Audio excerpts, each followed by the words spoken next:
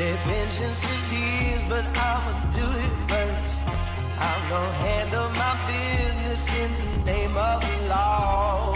What's up? What's up, and yo, what's up? This is your boy, Deacon the Django, and we are here again with another episode of The Devil's Advocate.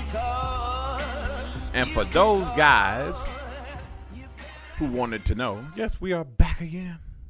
And Deacon the Django, he's got something to say. I want to thank everybody for joining us in this Friday. And, of course, I want to welcome back my homeboy, my little right-hand man right here.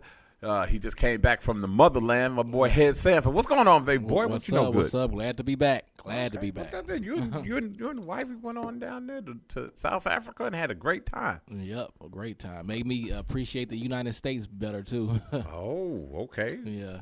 Oh, Lord, don't tell us that it was an asshole. Please don't tell us that. No, it was a nice place, but they do have their issues with the apartheid really never stopped. So yeah, it's kind of the legacy is still left over down there. I saw that video you took about the shanty town. Yeah. You're right. And, I mean, you know, it's so funny to me because I think that people in the United States and in developed countries really don't know how well they have it.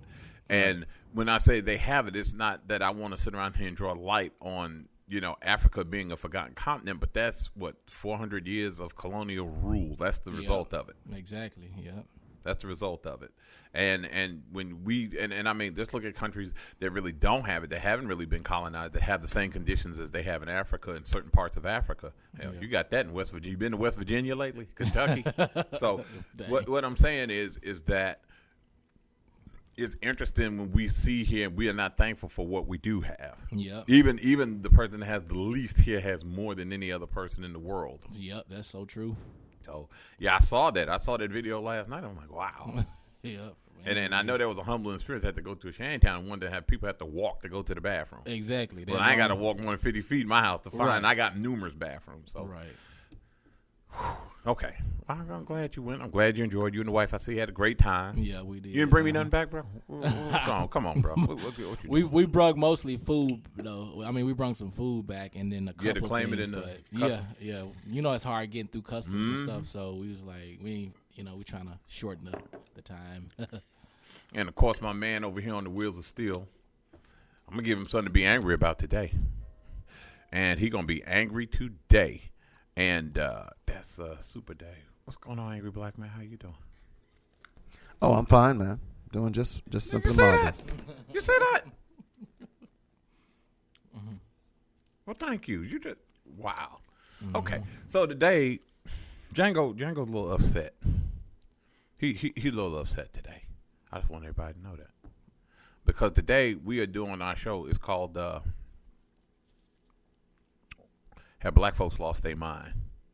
2018, The Rise of the Coon. Now, I want us to get an understanding here when I talk about this, when I say cooning, because when we talk about coon, we're not using it in a derogatory sense that white folks use it. It's funny to me, you know. Well, for those who do not understand, Django's in Facebook jail again, and both his pages. He I don't care, you know, because I mean, I can make a Facebook account faster than you can go to the bathroom. So my thing about it is the funny part is I always seem to go to jail on political threads. You know, and it's so funny because it seems the Trump supporters want to sit around and talk about liberals and progressives with snowflakes, but they're the ones always reporting me. Dang. and they definitely hate it. And I'm gonna tell you what really they hate. They hate it when I go up against a black conservative. When I go up against a black conservative, they cannot stand it. That's when I always get reported.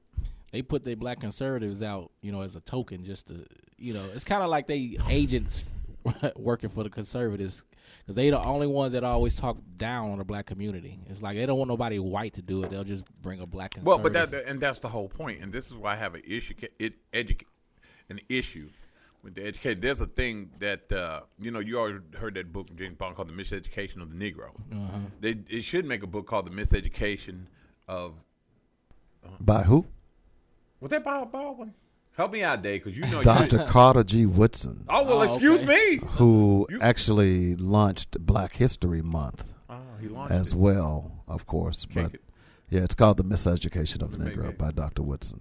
The Bible Oh, of the Black Bible. thought. So what is the one that we're going to do for the Coons called The Miseducation of the Black Conservative? I have no idea. Well, why don't you write it for us, Dave? Well, you could just read that book, The Miseducation of the Negro, and it explains the Well, problem. I of did. the- I read. I'm just saying we need. There is a passage in the book where there's a quote that he basically says, and I'm paraphrasing because I don't do Dr. Woodson justice, but he says that a coon will be allowed to go through the front door, Right. but he will instead seek out the back door. Right.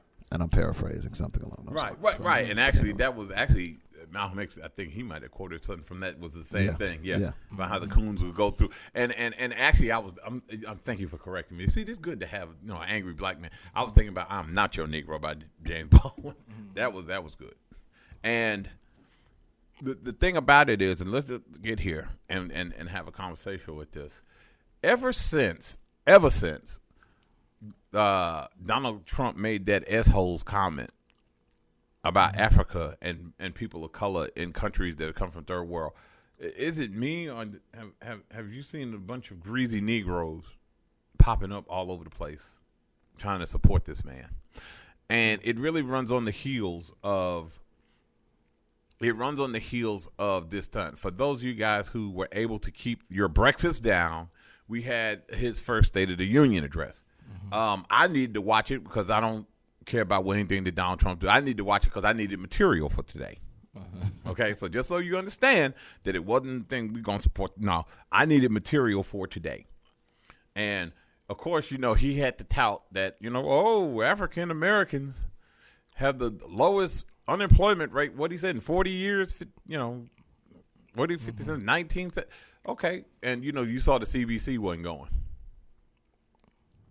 Now, if you want to see something just to show you the pulse of people that are in this country, you should have looked at the comments that were on social media when the CBC put out their rebuttal.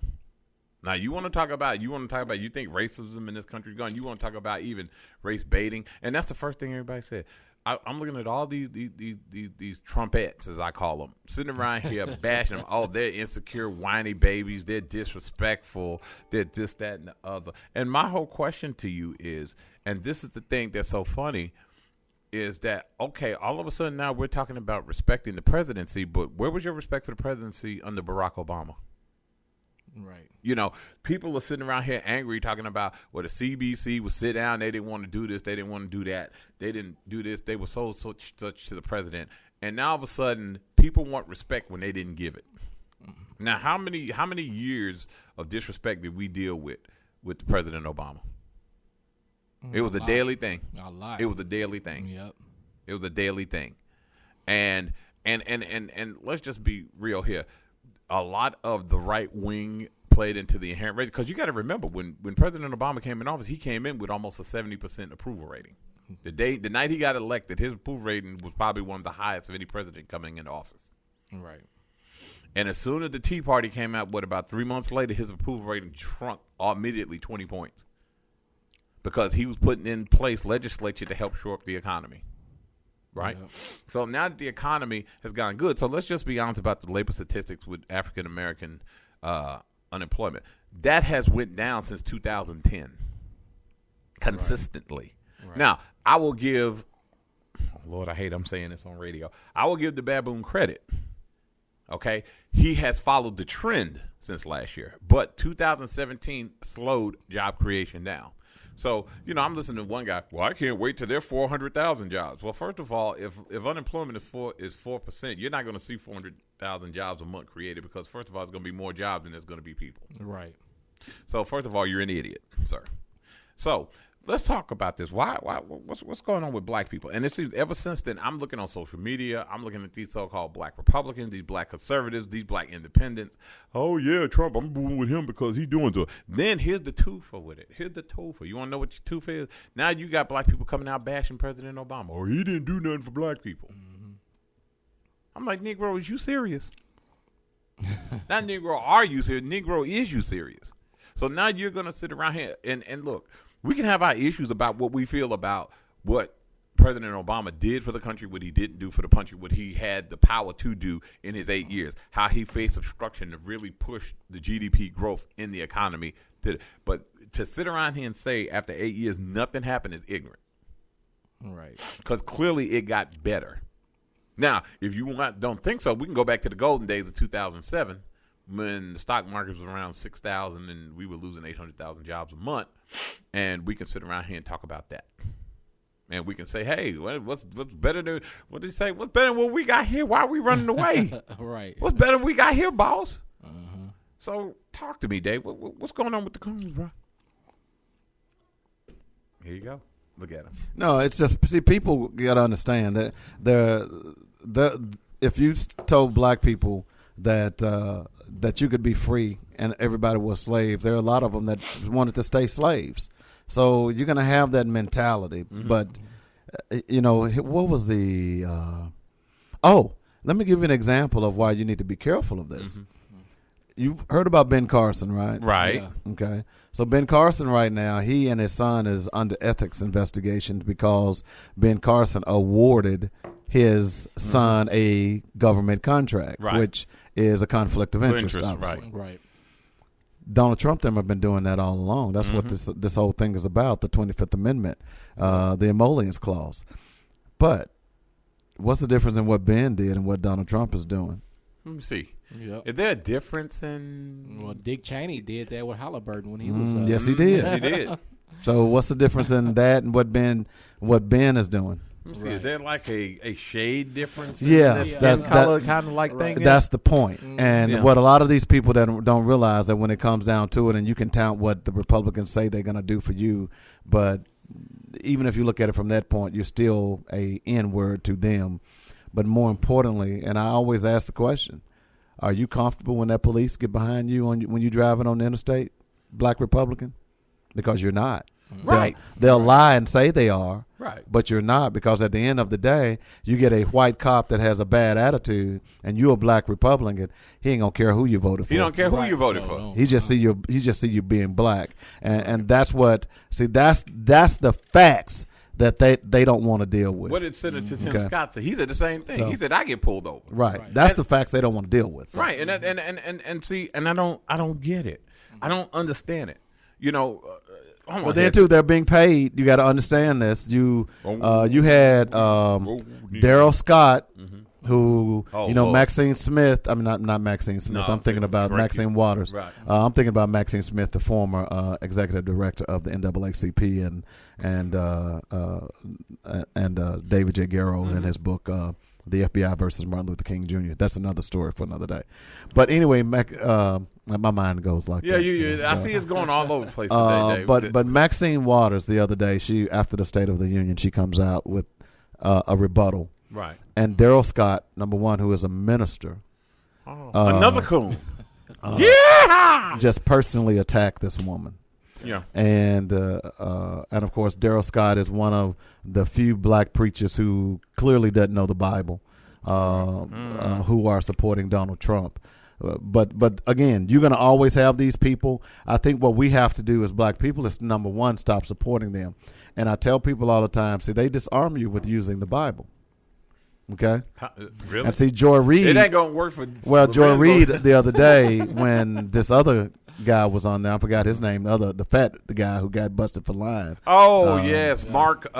Is it Mark? Is it Mark Smith? Something, but anyway, he tried to use the Bible and disarm Joy Reid, and she wore him out. She wasn't having it. She wasn't having it. So the point being is that you're gonna always have black people who want to go against the status quo, and that's fine. I mean, that's what America's all about. And what I do for those people, I've lost some friends because of that. I have, and I'll say this and I'll shut up. A friend of mine who I grew up with, went to high school with, friend with he and his sister. He is now a minister, and I basically told him, this particular guy, that look, man, I can't be your friend. I mean, I can't see how you're preaching the gospel and you're voting for someone who doesn't have any concept of what the gospel is all about. and that's Donald Trump. And it's been my argument with black people and black Christians about white evangelicals. How can you break bread with those people when they clearly don't believe what you believe? No, and you'll get mad at a Muslim, right? Yeah. Because he doesn't believe what he doesn't believe. Right. But just because someone says he's Christian, right? You don't get mad at him when he says he don't believe what you believe, because clearly white evangelicals don't believe in taking care of the poor. They don't. They don't believe in making sure that people are healthy. Right. They don't believe in clothing people. Right. All of the basic tenets of the Bible, they simply don't believe it. Only thing they care about is saving a baby to be brought to term, because one day that baby may grow up and vote Republican. Well, all they really care about is just dominating everything. And What they care about is controlling Yep. their status quo. Right. Exactly. And of course money. That's all they care about. You got to understand, this past summer, the Southern Baptist Convention was almost disrupted. Well, it was disrupted because the black pastors that was part of the Southern Baptist Convention. Right. By the way, the Southern Baptist Convention is the white Baptists. Yeah. Who just recently outlawed just recently voted to remove not being able to marry interracial in their platform, and condone and they just recently disavowed slavery. They had black churches who had joined their denomination, and they wanted to put in a piece in the platform about disavowing white supremacy and discrimination. Right. The white ministers refused to do that. These are ministers. How can you say you're a minister and you are for discrimination? Right. That should tell you all about what white evangelicals are all about. Now, this is not all of them, let's be clear, but the majority of the ones that spend the money, make the money, and let us not forget, it was the Catholic Church that waged war on Ethiopia for decades. Right. You see, the reason Ethiopia is in its predicament today is not because those people are living in an S-hole. That S-hole was created by the Catholic Church. And Haiti too. Haiti as well. Haiti as well. Okay. Right. So if you don't believe me, do your history. Go do your history and I'm gonna tell you to look up one name. Haile Selassie. Woo! Okay. Yeah. Boy, look here. That name is reverent back home in New York. You can't say nothing about Haile Selassie. Just go look up one name. Yep. And if you think I'm kidding, look, at the end of the day, black people have got to start taking care of their own. Period. White folks ain't gonna save us. They've tried to save us for how since what? 1865? They've created the Freedmen's Bureau. Y'all remember that? And guess what? The slave owners got more money out of the Freedmen's Bureau than the ex-slaves. Right. Then during the 30s, during the 20s, it was the Great Depression, and they wanted to come up with all these programs to help black people. Ended up, white people got all the help. Black people still lived in poverty and was even pushed further into poverty because of the black codes. Then the 60s, they came up with the great programs to help everybody. And what they do, they ran black fathers out of the homes of black mothers and created a underclass of children who would grow up without two-parent households. Now, you tell me anywhere in this history that white people have ever wanted to help black folks, especially this government. So when I hear those people, those black Republicans, like I say, white Christians are an oxymoron, so are black Republicans. Okay, I'm done. Y'all gonna make me get into my show today. So yeah, get up all up in their pituities. Yeah, so I'm done. I don't even give them any credit. I don't even pay attention to them. When what are the two black women? Oh, Demon and Stink. Oh, I'm sorry, Diamond and Silk. Diamond and Silk. I call them Coal and Spit. You know why I call them Coal and Spit? Because diamond, coal. But there are some diamonds that are never fashioned into diamonds. Right. They just end up being coal. A lump of and coal. then silk is nothing but caterpillar spit. Right. Yeah. So I call her Spit. Right. Okay, because they have nothing to say. They're stupid. They buy into the character of ghetto. Exactly. You took the words right out of my mouth. And white people just be cheering them on. You know, Yeah, I love you, girl. You keep on telling the truth. To me, they just hustling the conservatives. It's kind of and that's all it is. It's clearly a hustle. But it's a coon. It's clearly a hustle. Kodak. Okay, It's a coon. And it comes to a point where you have to ask, how much will I really sell my people out for? Yeah. Okay, how much will I sell my people? And that's what we got to start thinking about from a perspective of what are we really doing to, even though we're not doing what they're doing, Right. Right. but are we really supporting our people with our dollars? Right. Are we really spending our money at black businesses? Are we really uplifting our people anywhere we can? Because before we get so critical of what the coons do, subconsciously we do the same thing. But Dave, I'm gonna be real, bro. They cool. Okay. Did you see that interview with 50 Cent? He said that somebody contacted him and wanted to pay him $500,000 to support Trump at a rally. And he said, nah, because Trump saying some racist stuff. He turned it down and said that same rally they found Don King. Right. You see what I'm saying? Another coon, but he actually looks like Right. one. All he needed the little dark lines across his eyes, and he'd be right. And look, let me tell you something. I'm gonna call out some coons by name today, because you coons are messing it up for everybody. Because we got to see a problem here. Okay, you got Paris Denard. Why does he even get on TV? Because he gets beat up on TV every time he goes out there. I mean, Donald Trump pan got to be paying him some hell of a dough. Because he gets on TV, he gets beat down every time he gets on TV. And then he gets on there, and then he tries to act educated, and then he gets himself beat down. Yep. Like I said, I've seen so many black progressives beat him down on CNN, on Fox News. The boy just need to, it's a wrap, bro. Take this L and just move around. Because then when he gets upset, then he gets attacked. You're not going to question my blackness. I'm like, where? You know what I'm saying? You're not going to question my blackness. Gosh. You're not, dude. Yeah. And he should get tired of becoming a pinata. Right. Because that's all they doing. They hit him and candy falling out his behind. Then you got, And here was the one, okay, of course, C.J. Pearson. Now, see, normally I don't try to talk about people cheering, but why are you fashioning that buffoon coon in training? What's going on in the house? That's all I need. Yeah, he's surrounded by somebody that's.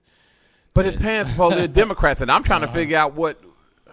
I just don't. I have a hard time believing his parents aren't They can't be. Democrats. And they can't be.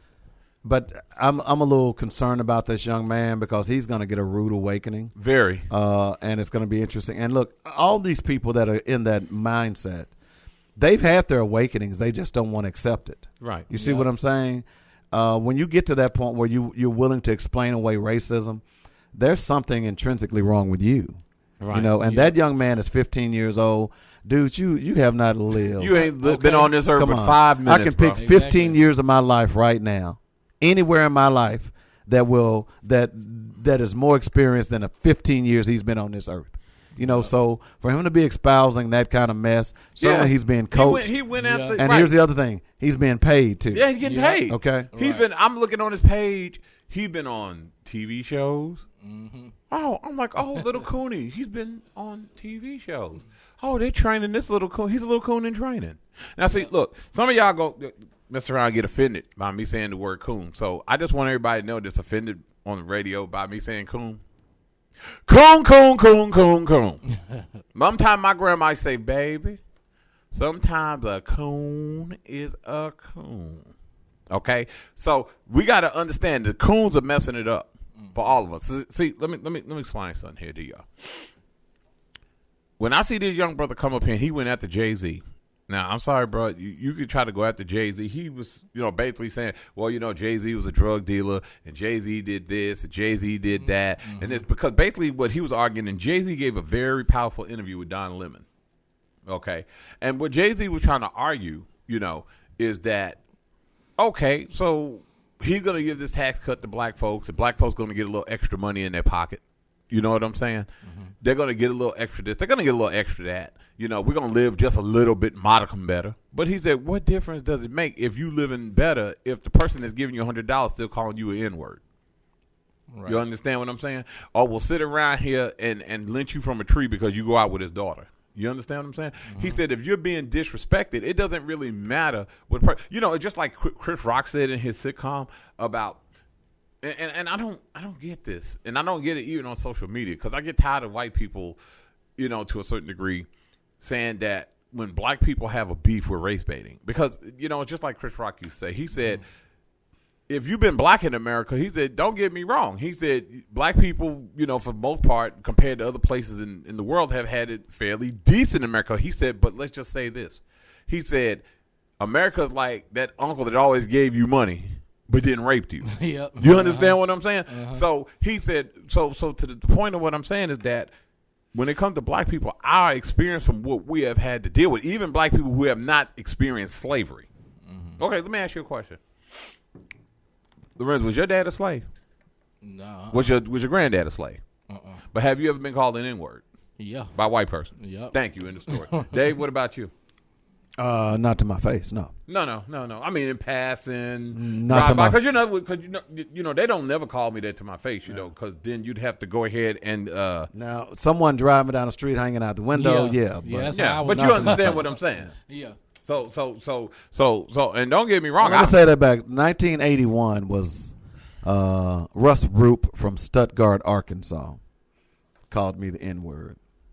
You knew his name. Yeah, I played football with him. Well, I mean, yeah, I would probably would have remembered the name. The reason I remember it would have been on the docket when I would have my hand around his throat. That right cross was nice. It was. Yeah, that's what I'm talking about. So He what probably got a few more, but yeah, team broke us up. uppercuts, elbow. Unknown caller.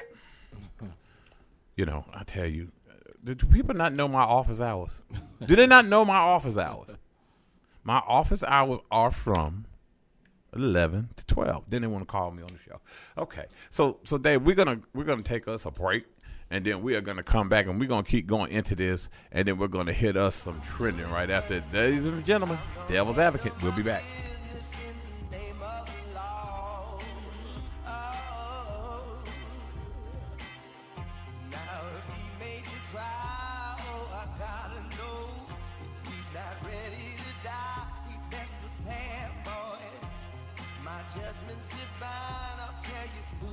Having issues with child support, traffic tickets, criminal matters, family, wills, estates, and probate matters? Call Jimmy C. Morris of the Morris Law Firm here in Little Rock, Arkansas, an aggressive powerhouse attorney that will fight for you. Call him 7 days a week from Monday through Thursday from 9 a.m. to 8 p.m. and from Monday through Friday from 9 a.m. to 6 p.m. Weekend appointments are also available. And also, check out Jimmy Morris on The Devil's Advocate once a month for our infamous Ask the Attorney segment as he talks about social, political, and legal issues. Check him out, and his dedicated staff of professionals will fight for justice for you. Again, that's the Jimmy C. Morris Law Firm. His number is 501-319-7647. That's the Jimmy C. Morris Law Firm. His number is 501-319-7647. Call him.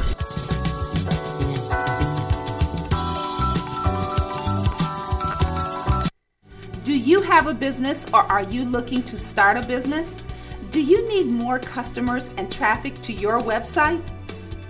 Visit ourblackbusiness.com and sign up for free tips and strategies on how to grow or start your business. Our Black Business has free information on marketing, website design, website traffic, acquiring customers, affiliate programs, and so much more. All of our information is free of charge, so please visit ourblackbusiness.com today. Well, now my daddy's gone to glory.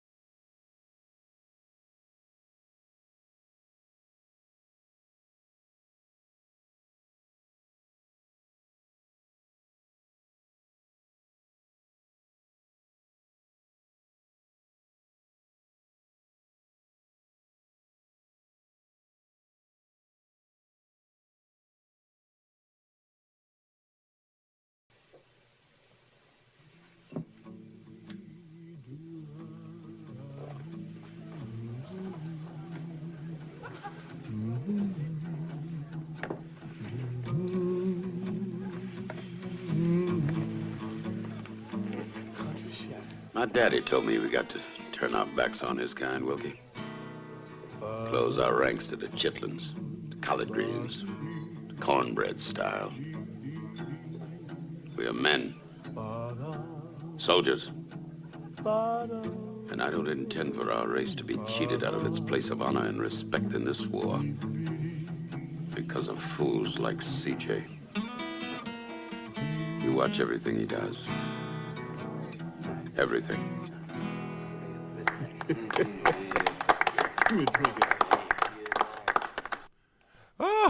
That was an interesting bit of history for you youngsters who are listening in that did not remember that. That is an epic, classic black movie called The Soldier Story.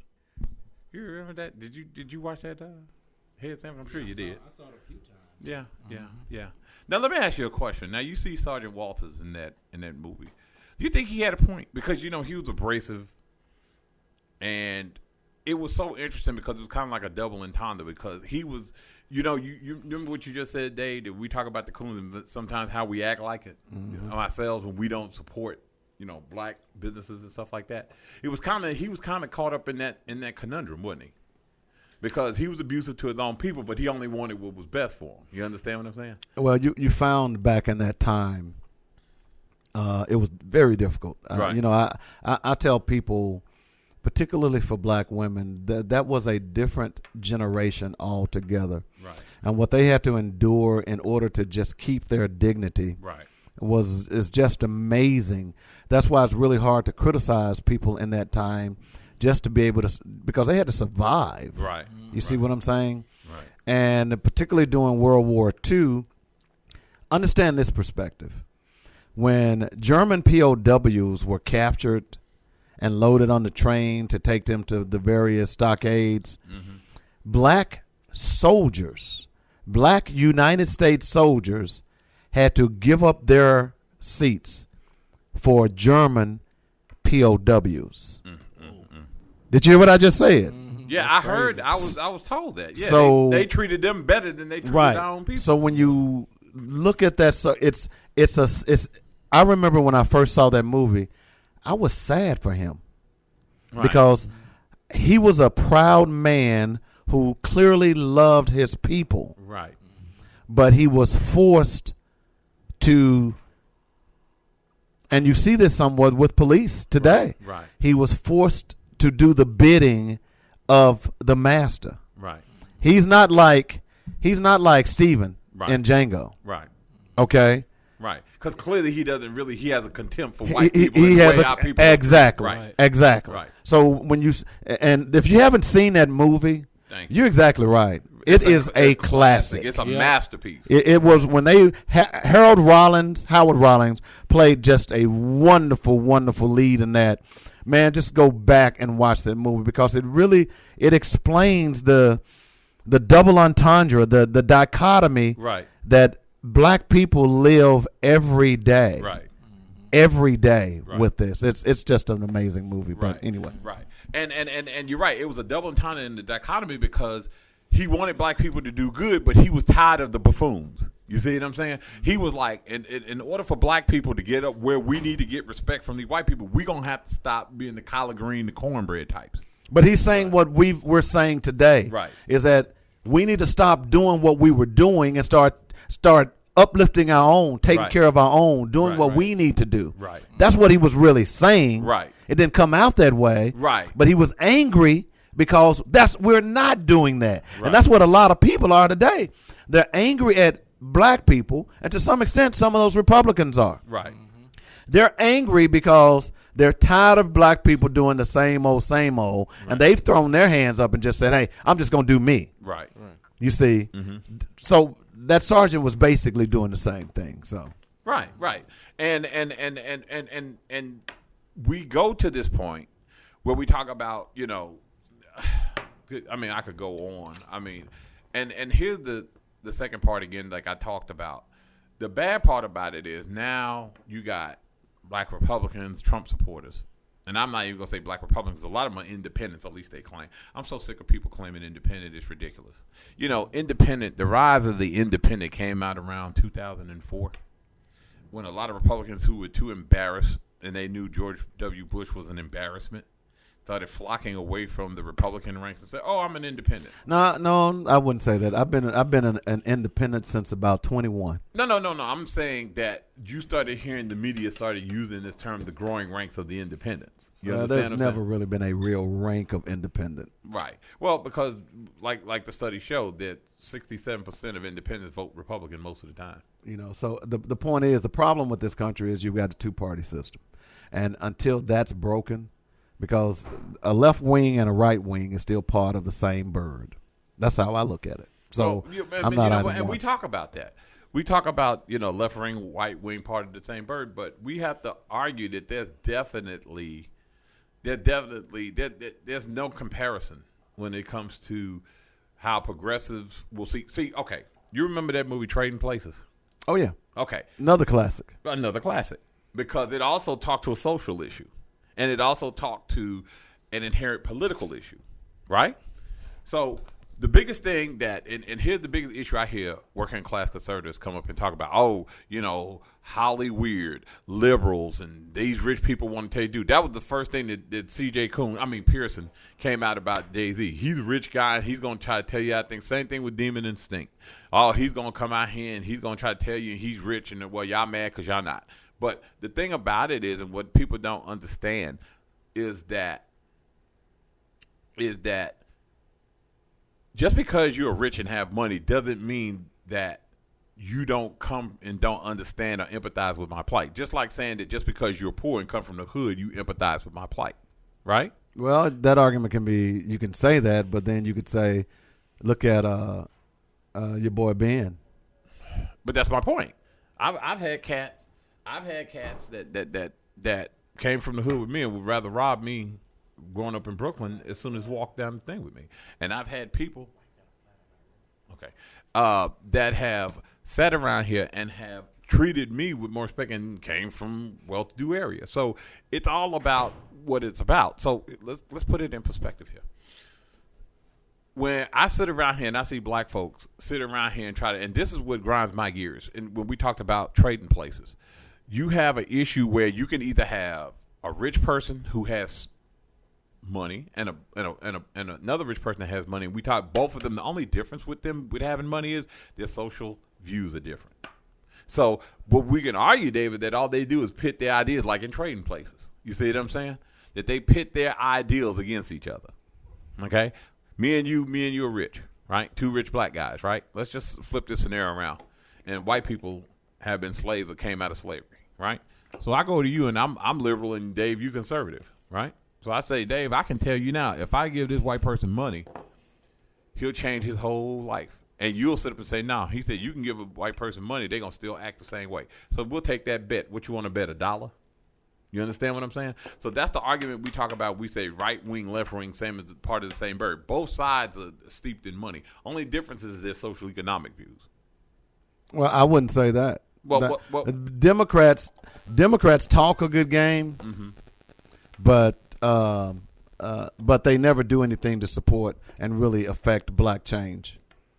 I'm gonna ask you to say my all. Well, I don't even know if Democrats do a lot to affect change about the people. They don't. That's what I'm saying. Democrats, in my opinion, Democrats come and sing to you and make you feel good. Right. Republicans simply say, "Kiss my, you know what." Right.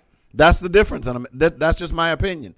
As far as I'm concerned, they're both of the same bird, man. Because at the end of the day, when you really go back and look at what Democrats have done for black people, and see, this is why I tell people, black people have been talking about this thing about DACA. There are black people leading the charge about DACA. Why aren't you leading the charge about what's going on in the inner cities in black America across this country? Black people will fight for everybody else, but won't fight for ourselves. You see? So when you look at the end of the day, this whole thing about school choice, it's black people leading the charge about public schools. Well, why don't black people say, okay, y'all want to kill the public schools? We're going to make our own schools. Why don't we do that? Well, I had Rondon put that meme out yesterday. I don't know if you saw it in Devil's Advocate about all those rappers out there. And I said, not one bank, restaurant, hotel chain with all that accumulated wealth in the picture. But that's the point. That was the point I was trying to make. Now, don't get me wrong. A lot of my advocates came for me. I'm like, no. I said, look, okay, let's just talk about it. I said, we have supported these guys to make themselves rich, popping bottles of Cristal. They made a lot of strippers rich. Yeah, sure did that. But They made a lot of liquor producers rich. Right. Liquor bottlers and distributors rich. Right. But when it comes down to substance. Right. And the only thing I saw that picture, the only thing that I would disagree with, black professional athletes have been, you could take plenty of them and put right in that picture as well. Right. Because see, they've been earning that kind of money long before anyone else has been earning it. Mm-hmm. And many of them, although they'll set up their little foundations, but where are the grocery stores? Where are are the banks? Where are the credit unions? Where are all the things that would help the black community become a community again? That's anyone. Because here's the thing, and we were talking about this yesterday on Black Focus. See, people complain about gentrification. How is it that gentrification happens? Mm-hmm. What happens is that black people, they grow up in a neighborhood. Right. They don't see the value in that neighborhood. Mm-hmm. And then they get their new jobs and they move out. Right. Right? Right. Then white people say, oh, property values are bad. Right. And they come I'm going to go in there, I'm going to buy that. Cheap. And I'm going to fix it up. Right. That's how gentrification happens. Right. So what I'm saying to you is when I hear people complaining about gentrification, you ought to look at black folks. Right. Because if you don't move out of your neighborhood, gentrification doesn't happen. Right. So my point being is a lot of times that we are our own worst enemy. I hate to say that, but I got to keep saying it until we understand. And see, so when you get black Republicans on complaining about what black people are not doing, right, they're contributing to the problem because they're not saying, hey, okay, I made it, so let me show you how to make it. Right. They don't do that. I got mine, you pull yourself up exactly. by your bootstraps. And that's the problem. And see, that's the problem we've had since slavery. It's like, well, I got out of freedom, what you gonna do? You know, I'm out the field, I'm in the house. The hell with you. That's their mentality. Instead of saying, no, I'm going to get 3 or 4 of y'all in the house, and then eventually we're going to get freedom.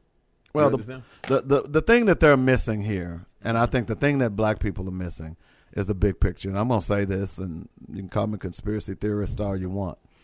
But this whole thing is about racism for Donald Trump and the Republican Party. It always has been. Mm-hmm. This country is now being ran by a white supremacist administration. There's no ifs, ands, or buts about it. Mm-hmm. And if they had their way, they would keep every black person, brown person, person of color out of this country if they had their way. Mm-hmm. And I say that because there was a state representative in New Jersey yesterday, and I talked about it, who said, hey, it's beginning to feel uncomfortable to be a white man. Mm-hmm. Excuse me? You got all that white privilege. You're beginning to feel uncomfortable because, in 2042, you're going to be a minority. That's what this is all about. Right. Because people are now beginning to realize that what you all have said and what you all have done has been a lie. And you all are beginning to realize that, oops, it was a lie. Right. And you're being confronted by it and you can't defend it. That's why they're uncomfortable. So. Well, and my thing about it is, and that's what I said also, I said, here's the reason why now is a particular time where black people, we should be empowering anybody. When I talked about we need to create another Black Wall Street, we need to have black hotel chains, we need to have black-owned sports teams inside the NFL. And if we not, let's go and get our own league. See, here's the thing, what I'm saying. Now, don't get me wrong. I think Diddy, to a large extent, and Dre have the right idea. They're actually taking, and Jay-Z to a small extent. What idea is that? Well, about owning something. Because, he's been talking about, he wants to own the Carolina Panthers. So what? What is that going to do? How's that going to really help black people? Well, I think the only person to me, and there are others, but the only one that's out front that has the right idea is LeBron James. Okay. Well. What did he do? No, he purchased a school. Right. Well, okay. I said an Akon too. Akon had a great. He went. Yeah, but he took his stuff back to Africa. Right. And I understand because he's originally from Africa. Right. He's originally from Africa. Right. But my point being is that LeBron James not only educated his team that works for him now. Right. He also has set up a scholarship to send hundreds of kids to school from Akron. Right. Then he turned around and said, hey, let's forget about the $4 million he raised for the Boys and Girls Club. Right. Then he turned around and said, hey, I'm gonna start a school, and all the charter school people threw their hands up, and said, "Oh, great! See, LeBron is for charter schools." Right. LeBron said, "No, this is a public school." Right. Okay, so what is he doing? He is empowering the community through education. Right. You see what I'm saying? Right. Those are things that we have to do in order to bring a rise up. That's the potential of a Black Wall Street. What LeBron is doing. Right. And because you have to educate. Right. You have to in your community. You have to be able to educate your own people. Right. You have to be able to employ your own people. Right. You see, so Right. Well, I mean, and don't get me wrong. and I'm not saying not others are doing it. So No. Warwick Dunn is another one who's been over the years. Every year, Warwick Dunn buys homes for inner city mothers. Right. And the reason Warwick Dunn does it, what y'all don't realize, Warwick Dunn was his mother was a police officer who was killed Right. in the line of duty. And when he became famous, he started buying a home every year, and it might be more than that now. But he's donated homes to women all over the country, for that matter. So there are others doing it. Don't get me wrong. Right. But the point is that I would like to see them brothers come together, just like the brothers did who rebought Essence magazine. Did you know Essence magazine at one point was owned by white folks? No, I didn't know that. Yeah, Essence magazine was bought about Essence and Ebony magazine. I believe Ebony is still owned by a white conglomerate. But these brothers who this happened just a month ago, decided to put their money together and rebuy Essence magazine. It's a Black icon. Right. That's what we ought to do. Right. We should not be allowing people to come in and buy up our iconic, things. Right. So Because that was our identity. right, but that's the point is that's what we've got to start doing more of in our community if we're going to be successful. We got to do that. We got to hold our nose and support that Black business. We got to say, hey, look, I came to your business, it was screwed up, but you know what? I'm gonna keep coming back till you get it right. Right. Then he's gonna be forced to get it right, or he's gonna close it down. I know that sounds crazy, but that's what we got to do, folks. You do that with Walmart, Yeah. don't you? Yeah. Yeah, I know you do. You do it with Dollar Tree. Well, I hate Walmart.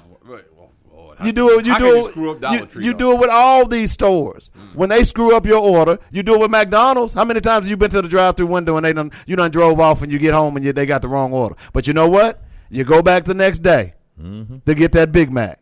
Yep. So why don't you do it with Black businesses? And I know that sounds crazy, but if we're gonna solve our problem, that's what you're gonna have to do. We got to do. That's what you're gonna have to do. The key is we've got to be able to employ our own. Everybody's talking about this unemployment rate, right? Right. So it's 6.8% for Black people. Right. It's double that of white people. Right. All right. If you really looked at the numbers, look at the Black teen numbers. I bet the Black teen numbers would be triple of that. But I tell you what happens if we get in a war and the stock market drops? Well, I mean, again, but you understand what I'm saying? We're still at the mercy of massa when it all boils down to it. Exactly. There's no entrepreneurship. There's no us opening our own businesses. And look, I say this because I don't want Black folk to get offended, but at this point I don't care. Ladies and gentlemen, I understand that we cannot always go out here, and a lot of us who want to open businesses can't open up a movie theater. That's why I said Michael Johnson also had a good idea too, because he has his own movie theater in L.A. Well, he owns quite a bit of stuff in South Central, Right. which was smart. Right, which was smart. And it's beautiful down there too. Yeah. I've been there. In fact, I'll be there in April. So Oh, you're going back to Cali? yeah, I'm going back to Cali. Cali. Yeah. Cali. So anyway, what I'm saying is, there's nothing wrong with us open businesses, but I say even as a small business, open up your own thing. But let's get away from the hair and nail shops. Let's get away from the Right. barber shops, the rim shops, the chicken joint. There's nothing wrong with those businesses. Don't get me wrong, because that still brings infrastructure into our areas. But we got to start thinking on a grander scale. Rim shops, no. We got to start thinking on a grander scale, ladies and gentlemen. It's 21st century. We need to get out of just having those businesses. Liquor stores. I don't understand why a Black person would want to own a liquor store in the hood. Well, I already know why he would want to own a liquor store. Well, not many Black people own liquor stores. That's been kind of gerrymandered out to white folks. Yeah, kind of. But you understand what I'm saying. Most of them are in the hood. Of course, when you're in the hood, it's liquor. When you're out in the white folk area, it's wine and spirits. Yeah, whatever. It still has the same effect. Thank you. But you understand what I'm saying. And I remember a friend of mine, right when I was in law school, said, "Man, I'm getting ready to get me this liquor store." I'm like, "Why would you get something that's, And don't get me wrong, I'm a social drinker. I'm not beyond drinking an alcoholic beverage or two. But I'm like, man, you doing something that's detrimental in our hood to have liquor stores? One, they're going to get robbed constantly. Number two, you want to do something that really doesn't benefit us. It just makes you money. Because, in the hood, naturally, yeah, everybody's going to go to the liquor store. So my whole thing is we need to get past that, just having these makeshift things. And don't get me wrong, I'm not saying there's anything wrong with a hair and nail shop. I'm not saying there's anything wrong with a barber shop. I'm not saying there's anything wrong with a rim store. It brings infrastructure to the area, but we need to start getting past that. I get tired of going to the hood and seeing 20 barber shops, 400 hair salons, 12 rim shops, all within a 1 mile distance. We have to start thinking on a bigger and better scale than that. And people say, well, we tailor what black folks want, but that's the problem. Why are we not tailoring ourselves to open up tax preparation services? Why are we not opening ourselves up to look at doing? But see, here's the thing about the hair thing. Mm-hmm. Okay, instead of because I'm gonna tell you, you're gonna continue to see that because that's a $9 billion a year industry. Yeah. Notice I said we don't even own the hair. A $9 billion. So that's my point. Right. That's where I'm going. Yeah, I know so where you go. They're not gonna stop opening up hair shops. That's just not gonna happen. But what we should be doing is controlling the distribution and the products. Right. All right. Because you go into how many times? As a matter of fact, I saw on Facebook a couple of weeks ago where this brother, I don't forget the name of his product, but he's a pretty popular hair product. Right. He was selling it at a beauty supply store that was owned by Asians. Mm-hmm. Got word that they had been disrespecting black women. Right. He goes into the shop, buys up all of his product on the spot, right, paid for it cash, right, and then told the owner that he would not be allowed to sell his product anymore. Right. That's what we need to do. And see, if black women say, okay, I won't be going back into that shop, all this would change. All these Arabs that own these service stations that treat these people badly, why you keep going in there? Look, I tell you what, I'm going to come up and I'm going to slap you upside your head and I want you to give me $20. Every time I slap you upside your head, give me $20. See, but that's the conundrum of the Coon, too, because that's what they do. You see? See what that makes? Does that make sense to you? No, it don't. Okay. But I'm going to slap you upside your head in a moment. I want $20. Right. And that's what I'm saying when we talking. Let's bring this full circle again. When we talk about what's wrong with the Coon, why are you sitting around here watching white people slap us upside the head? And here's the point that I have an issue with, especially these clowns, these little Facebook clowns on this one clown called Mind of Jamal. Now, brother, first of all, for you go around here and try to talk, you need to get a suit that fits you. First of all, the suits you wear do not fit you. And then you sit around here with Trump pins and stickers. And I guess you have the name Jamal, that's supposed to give you some sort of black credit.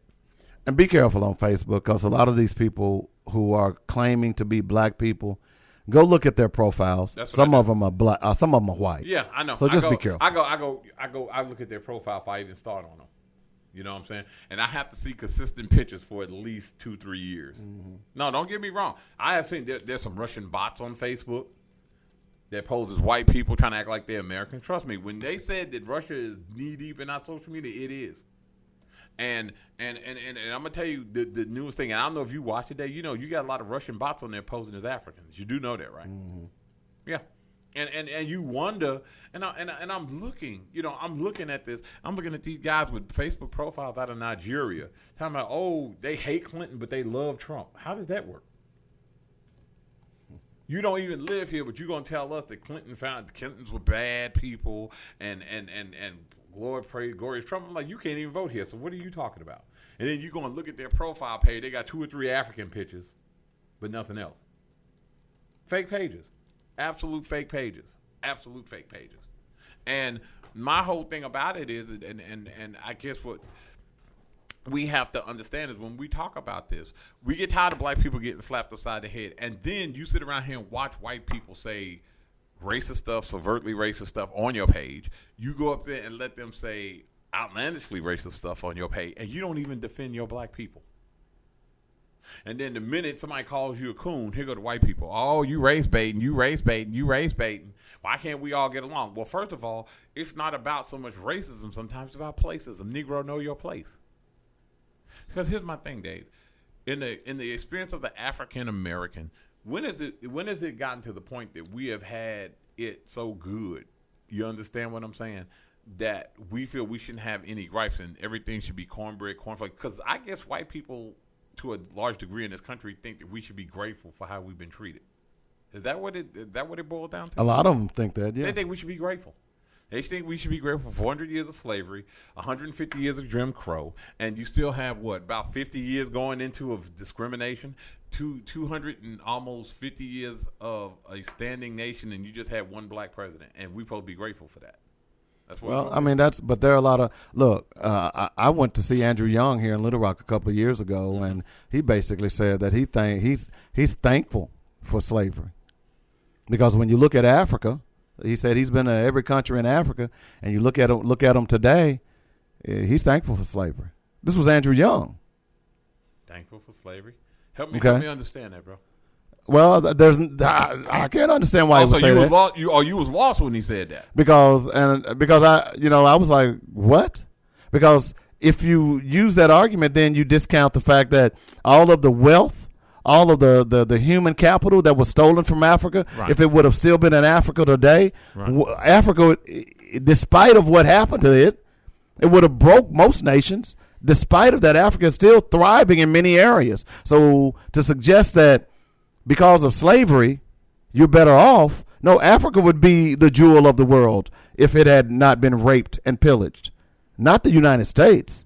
So when a former ambassador would have the unmitigated gall to say something like that, that tells you the mentality of black folks. Mm. That's just the bottom line on that. So I don't know. I don't get that. I'm not getting that at all. So anywho, Dave, we getting ready to wrap this one up. These coons will warm me out, bro. These crispy, crunchy, crackety coons, they have done it.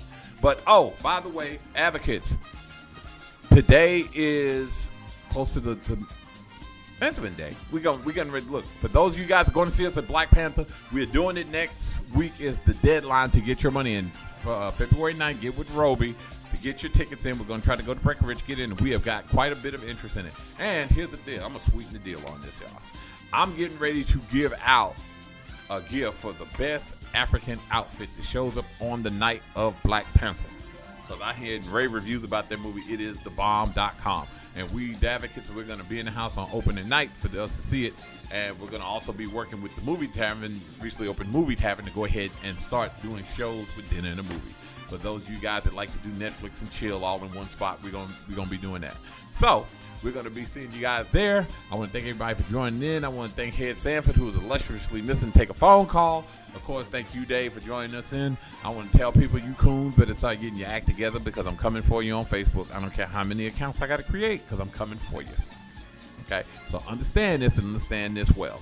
And we will see you guys here again next week. We're going to have us a special guest with us. I want to thank you guys for joining us, supporting us, and keeping us in your prayers as we get through this next couple of weeks going through, because it's going to be a rough one for Django and the crew. And don't forget, Just Jokes coming up in the month of February.